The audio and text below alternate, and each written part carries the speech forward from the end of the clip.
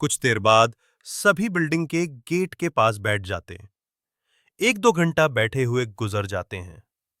तभी बिल्डिंग के चौकीदार की नजर उन पर पड़ती है और वो जोर की आवाज में उन्हें डांटते हुए कहता है, कौन हो तुम लोग, यहां क्यों बैठे हो? तीनों अजनबी शहर में किसी को पहचानते नहीं और ना ही उनका कोई ठिकाना है। तीनों अपनी जगह पर जल्दी खड़े हो जाते हैं और अपनी बात चौकीदार को बताते हैं। चौकीदार को तीनों की हालत देखकर उन पर तरस आता है। उसे एहसास होता है कि कुछ सालों पहले ऐसे ही वो काम मांगने आया था।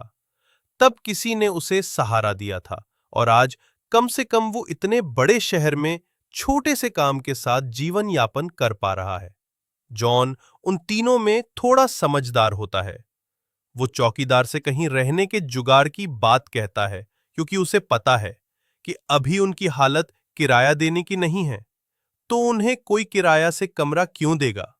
तभी चौकीदार अपने एक दोस्त से फोन पर बात करता है, जो वाही से कुछ ही दूर बंगला नंबर 17 में साफ सफाई का काम करता है। चौकीदार अपने दोस्त को सारी बात बताता है। तभी उसका दोस्त कहता है कि मेरे साहब तो अपने परिवार के साथ 2 महीनों के लिए बाहर गए हैं, तब तक मैं रहने का इंतजाम कर सकता हूं। ये बात सुनकर तीनों दोस्त बहुत खुश हो जाते हैं और वो जल्दी से चौकीदार से कहते हैं कि आप हमें बता दीजिए हम उनके पास कैसे पहुंच सकते हैं।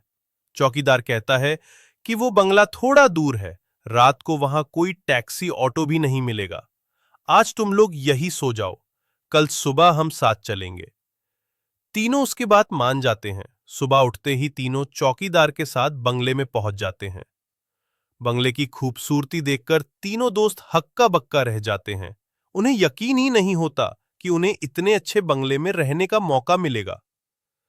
बंगले का नौकर तीनों दोस्तों को गेस्ट रूम में ले जाता है।